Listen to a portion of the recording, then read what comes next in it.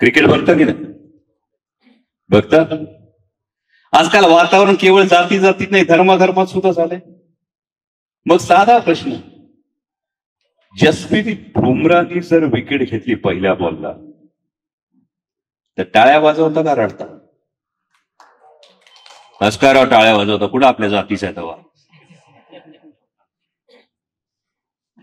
Jasprit बुमराहने wicket घेतली तर टाळ्या वाजवतो, आपण तेव्हा रडत नाही.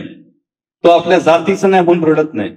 जर मोहम्मद शमीने पहिल्या बॉलला विकेट घेतली तर टाळ्या वाजवता की रडता? सध्याचं वातावरण बघून उत्तर द्या.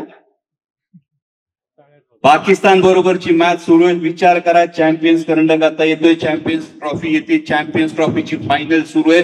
भारत आणि पाकिस्तानची मॅच सुरू आहे. पहिल्या बॉलला मोहम्मद शमीने विकेट काढली, टाळ्या वाजवाल कराडा? सांगा भावांनो, जे तुमच्या डोक्यात घुसवलं जातं या प्रश्नाचं कायम उत्तर लक्षात ठेवा. जर अशी गोष्ट झाली तर टाळ्या वाजवाल, कारण ती राष्ट्राला अभिमान असणारी गोष्ट आहे. तो बॉलर कोणत्या धर्मात कोणत्या जातीत जन्माला हे महत्वाचं नाही, त्याने त्याच्या कामाने राष्ट्राला अभिमान वाटू दिलाय, ही गोष्ट महत्वाची आहे. जर टाळ्या वाजवल्या तर कदाचित तुम्हाला व्हॉट्सअपवरून लोक तुम्हाला धर्मद्रोही म्हणतील, कारण ज्यांनी पहिल्या बॉलवर विकेट घेतली तो तुमच्या धर्माचा नाही. मग तुम्ही धर्मद्रोही झाले ना का नाही झाले?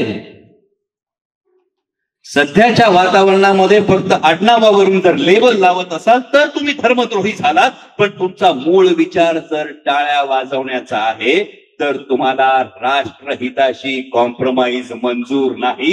ही अभिमानाची गोष्ट, आणि यासाठी स्वतःसाठी टाळ्या वाजवा. हा विचार अभिमानात आणावा.